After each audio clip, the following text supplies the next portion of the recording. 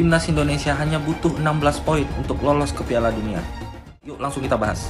Ya, jadi Timnas Indonesia sekarang ada di posisi keempat guys, dengan perolehan 2 poin. Oke, jadi hitung-hitungannya kita harus menang nih melawan Cina home away. Artinya kita mendapatkan 6 poin. Ditambah dengan poin kita di awal, jadi totalnya 8 poin ya. Ketika kita melawan Bahrain, kita harus juga menang home away guys, wajib. Nah, jadi kalau dikumpulkan dengan total poin dengan sebelumnya itu kita akan mendapatkan 14 poin. Dan berikutnya minimal kita harus imbang ya, menahan Australia di kandang mereka. Jadi total poin kita jadi 15 poin.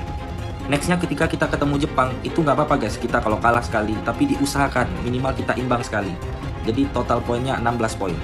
Artinya kalau kita bisa mengamankan 16 poin, kita pasti akan finish di peringkat kedua guys. Karena prediksi aku, Jepang itu sudah pasti menjadi juara grup C. Seperti mana yang diperkatakan oleh banyak media-media China guys, yang memperkecilkan kemampuan timnas Indonesia.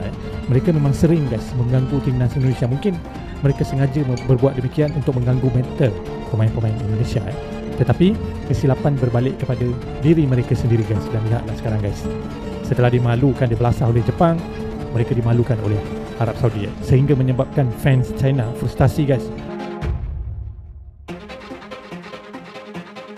Media asal Malaysia, Harian Metro, baru-baru ini memuji performa timnas Indonesia yang tampil gemilang dalam 2 pertandingan awal putaran ketiga kualifikasi Piala Dunia 2026 zona Asia. Dalam laporannya, media tersebut menilai bahwa Indonesia memiliki potensi besar untuk mencetak sejarah baru dan lolos ke putaran ketiga. Indonesia berhasil menahan imbang 2 raksasa sepak bola Asia, Arab Saudi dengan skor 1-1 di kandang lawan, serta bermain imbang tanpa gol melawan Australia di Stadion Gelora Bung Karno, Jakarta pada Selasa, 10 September 2024 lalu. Pencapaian ini dianggap sebagai langkah besar bagi tim Garuda, yang kini dianggap lebih unggul dibandingkan tim Asia Tenggara lainnya.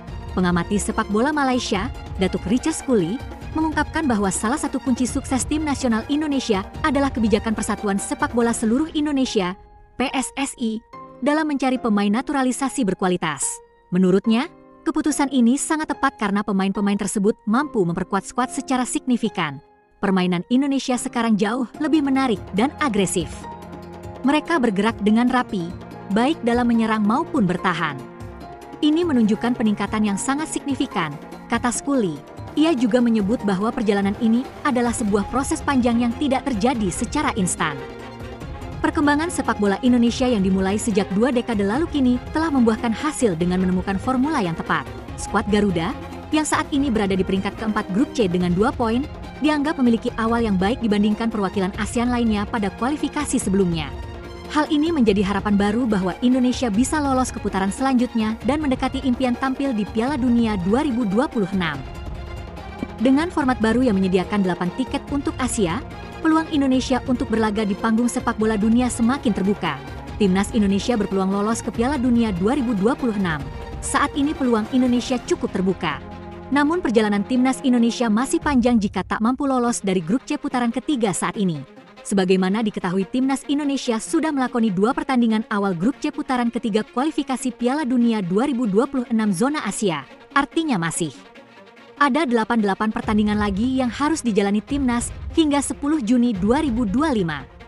Jika sampai akhir putaran ketiga Indonesia berhasil menempati posisi teratas atau minimal runner-up, maka otomatis lolos ke putaran final Piala Dunia 2026.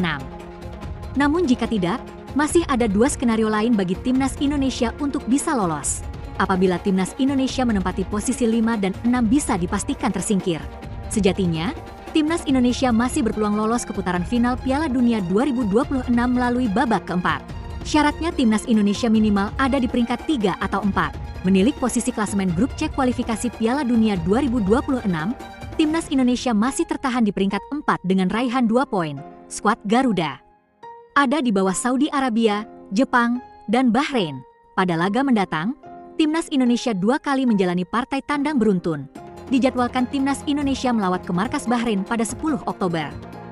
Dan dilanjutkan 5 hari berselang ke markas Cina, 15 Oktober 2024. 2 laga tersebut menjadi hal wajib bagi Timnas Indonesia untuk mencuri poin. Andai Timnas Indonesia dapat meraih hasil positif, maka setidaknya akan bersaing pada papan tengah urutan ketiga hingga 4. Kabar baiknya, di laga mendatang Timnas Indonesia kemungkinan bakal ketambahan pemain naturalisasi terbaru seperti Mees Hilgers dan Eliano Reijers. Data dari 2 pemain kelahiran Belanda itu telah diproses PSSI per September 2024. Mees Hilgers dan Eliano Rejders bisa memperkuat lini pertahanan dari timnas Indonesia.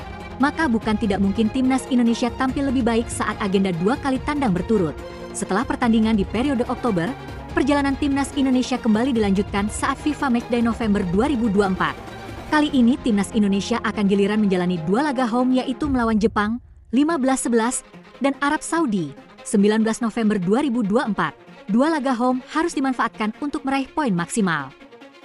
Terlebih saat melawan Arab Saudi yang mampu ditahan imbang oleh timnas Indonesia di partai tandang.